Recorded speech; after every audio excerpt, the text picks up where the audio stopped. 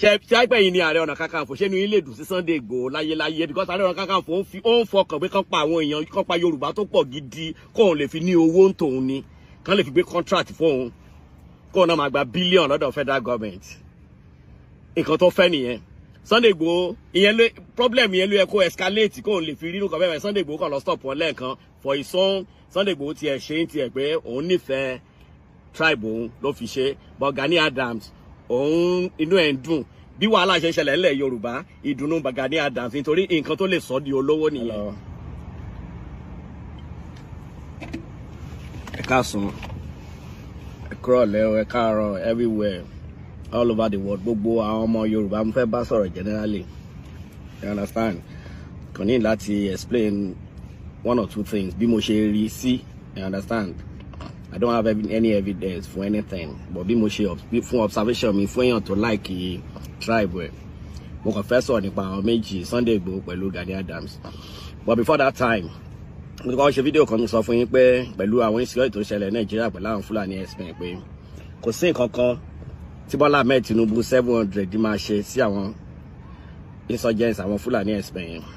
Bọ́lá Ahmed Tinubu kò lè prosecute ẹyọ kan báyìí lára wọn, kò lè ní kán lọ pa èèyàn kan lára wọn Fúlàní ẹ̀sìn ẹni tó bá pa wọ́n gan wọ́n máa tún arrest ẹ̀ ni wọ́n máa jail ẹ̀ because agent àwọn amúnisìn ni wọ́n. Àwọn amúnisìn kẹ̀dẹ̀rẹ́ àwọn ló ṣe ń control Nàìjíríà akàn láàrin yan president ní gbogbo president tá à ń yan wọ̀nyẹn àwọn fúnra wọn ni wọ́n agree sí pé ok ẹni máa ṣe president báyìí tó wáyé jẹ́ pé èèyàn tí ò ní gbọ́rọ̀ sí wọn lẹ́nu wọn ní jẹ́ ká dìbò fún wọn gan. Àwọn tó wà ń bẹ wọ́n máa ṣe wọ́n máa bọ́ ṣe máa ṣe tó máa dá gbogbo ẹ̀rù jẹ́ pé àwọn olórí burúkú tó jẹ́ pé àwọn wọ́n máa ń gbọ́ nǹkan òkè ìlú òyìnbó àwọn òyìnbó ló máa ń sọ nǹkan tó máa ṣẹlẹ̀ ní Nàìjíríà so kò sí nǹkan tí president lè ṣe sí nǹkan tí wọ́n fẹ́ kó ṣẹlẹ̀ ló ń ṣẹlẹ̀ yìí. Wọ́n fẹ́ gba ilẹ̀ Nàìjíríà àwọn ibi tí wọ́n ti rí pé mineral resources wà wọ́n máa fẹ́ gba bẹ̀.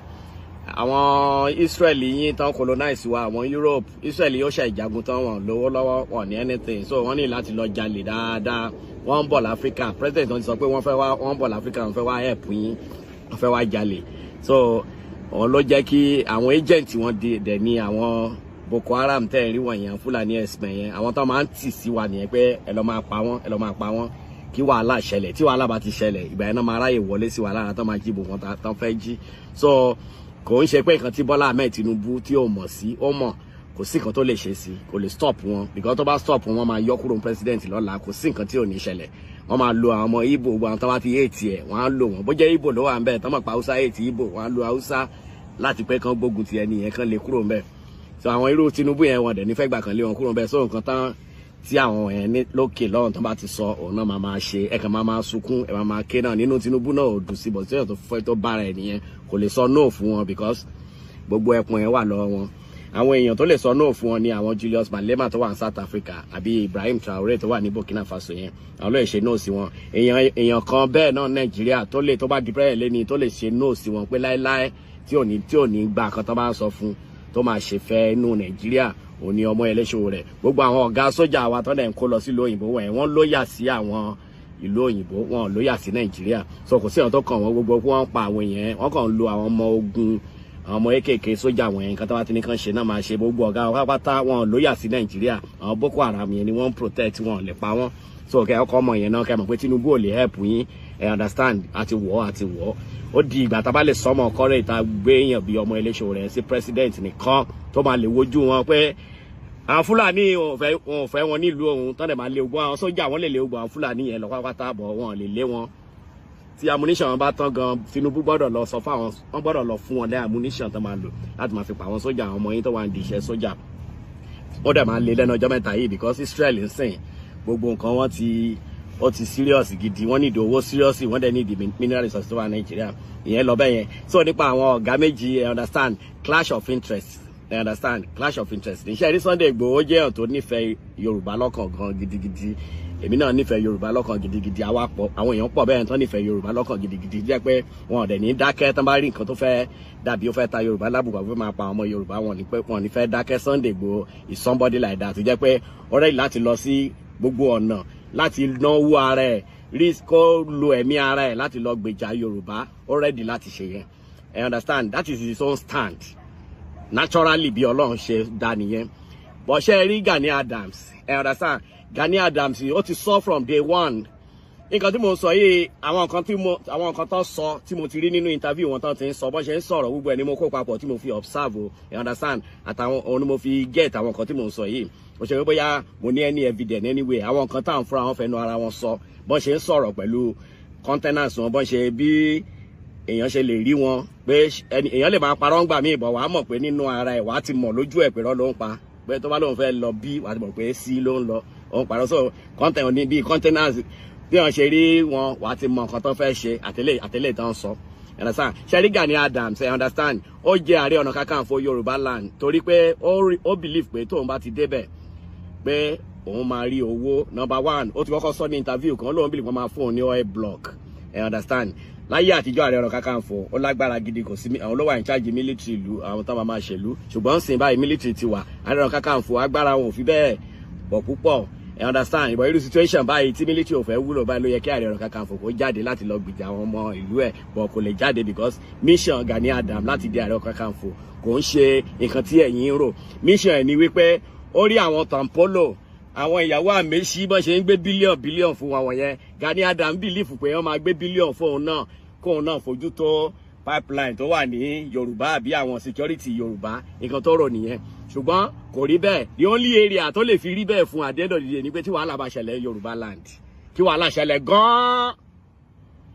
ká sọ pé okay tàná fẹ́ gbé agbára fún tó máa help ilẹ̀ Yorùbá land, ó wá jáde pọ̀ ní Sunday Igboho, wọ́n lè máa fún lófò náà níbi 4 billion. Ìgbà yẹn kò ní sí ọba nǹkan tó máa jọ́ lójú wọn máa fọ etí ọba ṣeré ni ordinarily kò yẹ kó máa bá àwọn ọba jókòó because you are just like chief of àwọn tó ń dáàbò bò ìlú. You understand? Ìwọ pẹ̀lú àwọn ọba ẹ̀jọ́ same category. Mi mọ reason tí o fi máa at times always very proud. You understand? Nǹkan tó rò nìyẹn. But ìgbà tó dẹ̀ rí bẹ́ẹ̀ ń sìn, gbogbo àdúrà ẹ̀ ní pé báwọn Fúlàní ṣe ń wá sílẹ̀ Yorùbá yẹn, ó ń gbàdúrà, mo ṣú ọ̀gbọ́n lè máa fún wọn lówó kan máa wá gan. Ó fẹ́ kí wàhálà yẹn ṣẹlẹ̀ gidi kan pa àwọn èèyàn tó máa pọ̀ gan so that a lè attract attention international community. Bó ṣe ṣẹlẹ̀ ní Niger Delta tán pa àwọn èèyàn tán kidnap àwọn èèyàn tán fi lọ fọ́ọ̀mù àwọn tọ̀mpólò tán gbó fún wọn yẹn so that the same thing náà máa ṣẹlẹ̀. So gbà tí nǹkan yẹn ti ń ṣẹlẹ̀ ńgbà yẹn, nígbà tó kọ́kọ́ ṣẹlẹ̀ tán pa àwọn èèyàn lóríṣiríṣiríṣiríṣi, ṣe ni pé kò dá sí kò dáhùn rárá because inú ẹ̀ ń dùn ńgbà yẹn pé táìmù ti fẹ́ tó tí kíní máa bọ́ sí, táìmù ti máa tó tí kíní máa bọ́ sí. Sunday Igboho kàn jáde ní gbàgà, ó kàn lọ stop ẹ̀ ni. Ẹni pé èèyàn burúkú ayé àti ọ̀run ni Sunday Igboho, èèyàn burúkú gidi. Ó lọ kọ́ọ̀tì díìmù Ààrẹ Ọ̀nà Kakanfò lójijì. Ṣé àìpẹ́ yìí ni Ààrẹ Ọ̀nà Kakanfò ṣé inú yín lè dùn sí Sunday Igboho láyéláyé because Ààrẹ Ọ̀nà Kakanfò ó ń fọkàn pé kán pa àwọn èèyàn, kán pa Yorùbá tó pọ̀ gidi kóun lè fi ní owó ń tòun ni, kán lè fi gbé contract fóun kóun náà máa gba bílíọ̀n lọ́dọ̀ federal government. Nǹkan tó fẹ́ nìyẹn. Sunday Igboho ìyẹn ló problem yẹn ló yẹ kó escalate kóun lè fi rírun kan bẹ́ẹ̀. Sunday Igboho kàn lọ stop wọn lẹ́ẹ̀kan for his own. Sunday Igboho tiẹ̀ ṣe ń tiẹ̀ pé òun nífẹ̀ẹ́ tribe òun ló fi ṣe, but Gani Adams òun inú ẹ̀ ń dùn bí wàhálà ṣe ń ṣẹlẹ̀ ńlẹ̀ Yorùbá, ìdùnnú Gani Adams nítorí nǹkan tó lè sọ di olówó nìyẹn. You understand? Kì í ṣe àwọn owó kéékèèké tí gọ́ọ̀nà máa fún 10 million 20 million wọ̀nyẹn kò owó tó wá dé di Ààrẹ Ọ̀nà Kakanfò kọ́ yẹn, bílíọ̀n ló wá dé di Ààrẹ Ọ̀nà Kakanfò kan gbé contract security fún. So kò sí ọjọ́ tí Ààrẹ Ọ̀nà Kakanfò tó lè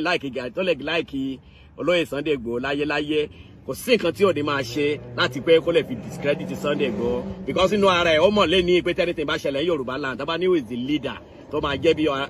ọ̀gá ogun, kò sí ọ̀n tó máa dárúkọ Gani Adams. Ó mọ̀ pé Sunday Igboho gbogbo èèyàn máa sọ, so ìyẹn ti wà lọ́kàn ẹ̀ tipẹ́ gan gidi tó jẹ́ headache. Sunday Igboho is like pain in Gani Adams' life. You understand? So bí observation tèmi ṣe rí nìyẹn, kò dẹ̀ sí ọjọ́ tó lè like Sunday Igboho láyé kò lè like ẹ̀ as long as Sunday Igboho bá lè wá jọ yẹn gbókè máa ṣe second in command ẹja ìdálẹ̀ Yorùbá rúkọ́ lè gbé contract fún wa, that's tó lè fi like Sunday Igboho. Apart from that, Sunday Igboho kò lè like ẹ̀. Because that's clash of interest.